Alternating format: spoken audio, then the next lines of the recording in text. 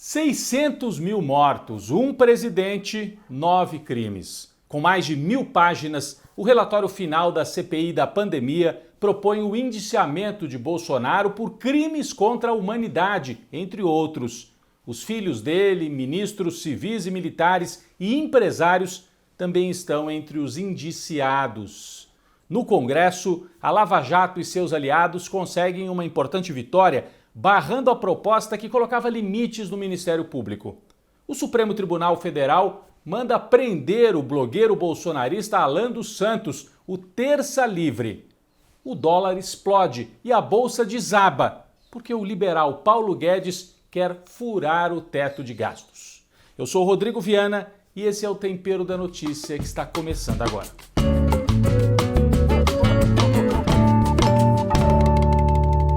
Mil 180 páginas. Esse é o tamanho do relatório apresentado pelo senador Renan Calheiros na CPI da pandemia. Relatório que agora vai à votação no plenário da CPI na próxima semana, no dia 26 de outubro. Bom, houve muita polêmica nos dias anteriores à leitura do relatório de Renan Calheiros. Algumas pessoas falaram, não, tem pizza, porque o Renan Calheiros queria citar Jair Bolsonaro no relatório, queria indiciá-lo por genocídio das populações indígenas, já que a gente sabe, o governo não fez nada, para conter o avanço da pandemia em terras indígenas.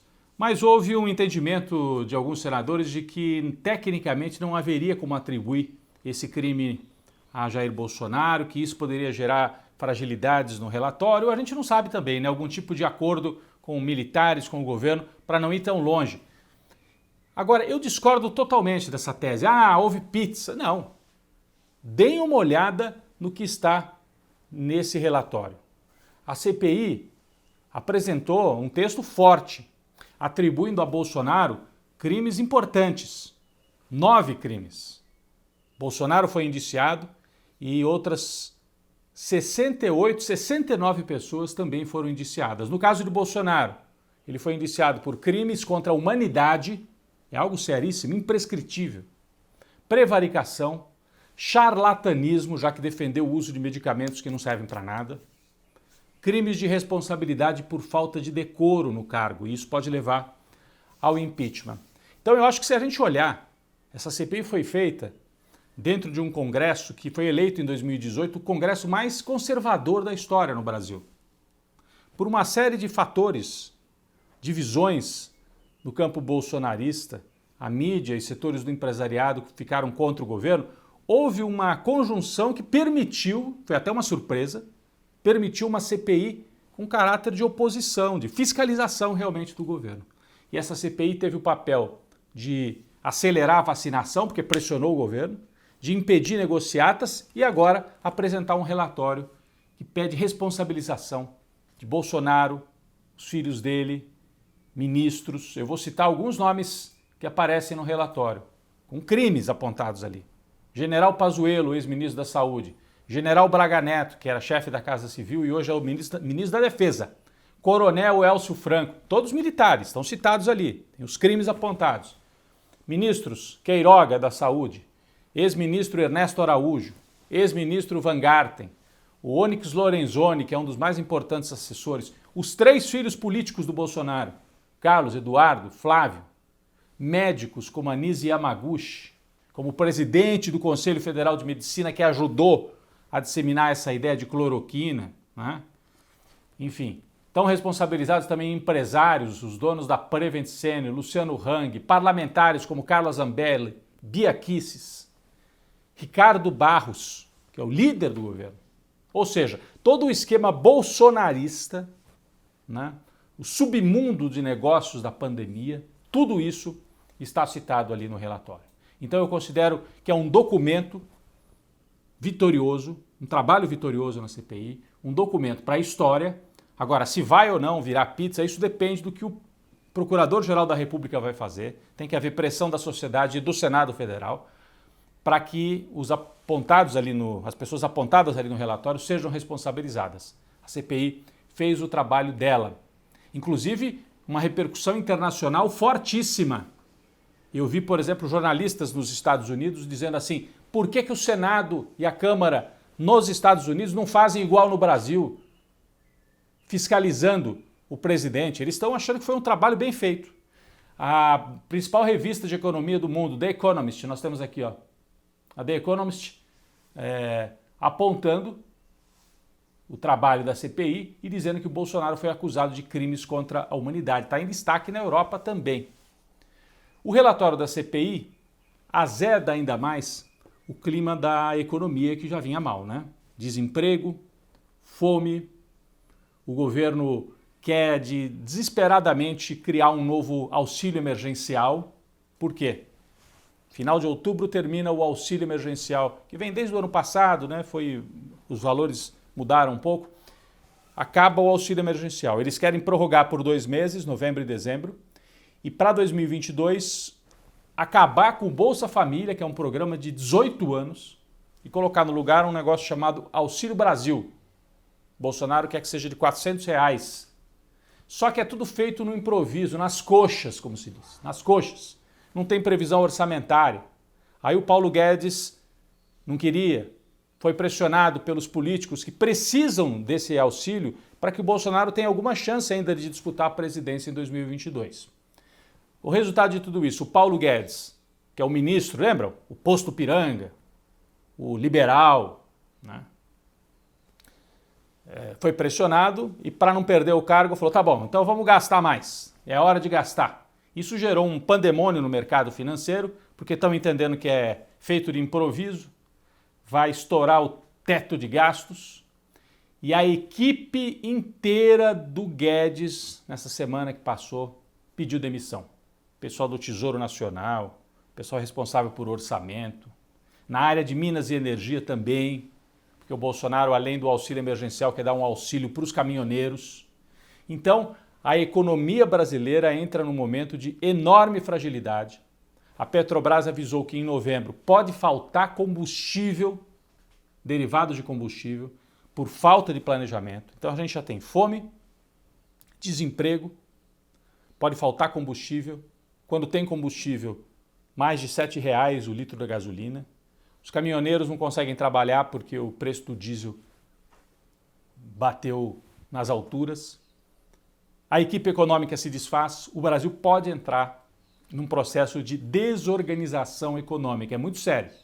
Vai afetar todos nós. Vai afetar principalmente o governo, mas acaba batendo em todos nós. Vamos acompanhar os desdobramentos nos próximos dias. Esse auxílio emergencial, algum auxílio tem que vir, porque a situação nas ruas é cada vez mais desesperadora. Muita gente pedindo comida. Falta realmente dinheiro para comprar comida. Nós voltamos a esse ponto, talvez mais grave até do que nos anos 1980. O líder da oposição, Luiz Inácio Lula da Silva, diz que apesar do caráter eleitoreiro desse Auxílio Brasil, auxílio emergencial, ele está sendo feito de improviso, sem organização. Apesar disso, o Lula falou, temos que fazer. O Bolsonaro vai usar isso na eleição, que use, porque não dá para a gente, em nome de teto de gastos ou eleitoreiro, deixar as pessoas morrendo de fome. Algum auxílio tem que vir. Aliás, o Lula defendeu que esse auxílio seja de R$600. O que chama a atenção é que no meio de tudo isso, né, numa semana em que veio à tona o relatório da CPI, repercussão internacional, como é que o governo reagiu? Vejam a reação do filho do presidente, Flávio Bolsonaro. Como ele reagiu quando os jornalistas perguntaram, e aí, CPI, relatório vai ser votado semana que vem, como é que fica? Vejam só. Sugestão de indiciamento do presidente, como é que ele vai receber tantos crimes aí imputados a ele, né? Claro que é uma sugestão de indiciamento. Você chegou a conversar com ele está tranquilo, como é que tá? Olha, eu acho que ele receberia da seguinte forma, você conhece aquela gargalhada dele?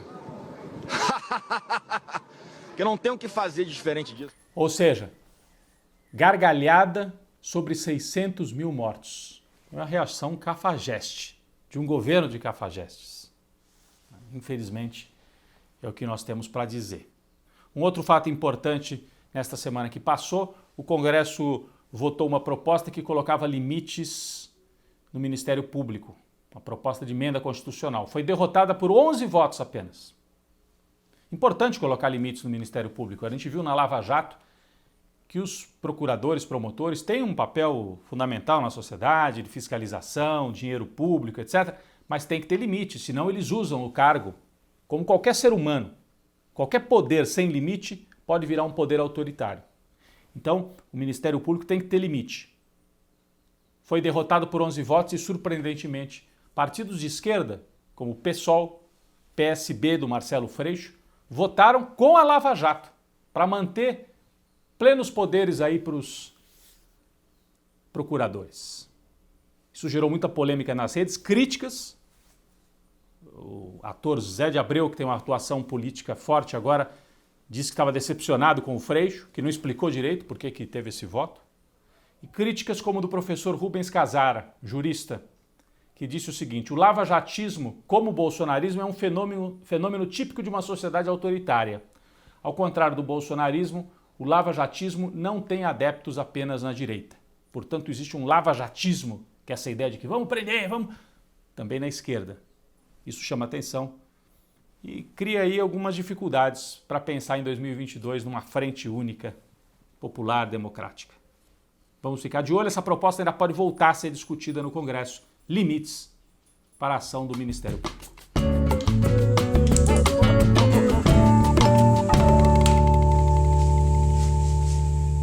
Bom, quem vai para a panela de pressão esta semana é um representante do bolsonarismo raiz, violento, que prega e defende a violência. Alan dos Santos, blogueiro responsável por um site e um canal na internet chamado Terça Livre. Ele teve a prisão decretada pelo Supremo Tribunal Federal. O Alan já havia fugido para os Estados Unidos com medo, né, de ser preso. Estava por lá. O ministro Alexandre de Moraes decretou não só a prisão dele, mas também a quebra de sigilo fiscal, das mensagens, para justamente descobrir como é que funciona essa rede de financiamento de fake news. O Alan dos Santos era um dos responsáveis por disseminar mentiras, acusações, né? E essa rede montada tem dinheiro de empresários. Quem é que pagava? Tudo isso o ministro quer descobrir, não só com a prisão, mas também com a quebra de sigilo do blogueiro. Aliás, ele foi incluído na lista vermelha da Interpol, já que ele está nos Estados Unidos. Quem vai prender é a Interpol. Lista vermelha, ele não deve estar gostando muito, né? Que eles dizem, nossa bandeira jamais será vermelha, não gosto do vermelho. Então, Alan dos Santos é mais um bolsonarista desses que falam grosso nas redes e depois fogem. Já teve o tal do Zé Trovão, fugiu para o México. Roberto Jefferson está preso. Daniel Silveira falou grosso, está preso. Sarah Winter, aquela moça que fez um acampamento em Brasília, falou que ia bater no ministro, está presa. Foi presa, depois solta, chorou, né? Não está mais presa, Sarah Winter. Mas então é um caminho importante para a gente observar. O bolsonarismo, o governo era formado por um tripé. Lava Jato com Moro, neoliberalismo com Paulo Guedes e esse esquema fascista aí do Bolsonaro com blogueiros e outros militantes. Bom, lavajatismo do Moro já foi embora, Paulo Guedes está desmontado, acabou. Essa semana a equipe desmontada inteirinha, desmoralizado. E mesmo o bolsonarismo raiz está desmontado, está desossado pelo Supremo Tribunal Federal. Alan dos Santos vai para a panela de pressão ao lado de outros companheiros. E a gente pergunta, o que vai sobrar do bolsonarismo? Ele vai concorrer em 2022? É um outro bolsonarismo. Aquele de 2018 acabou.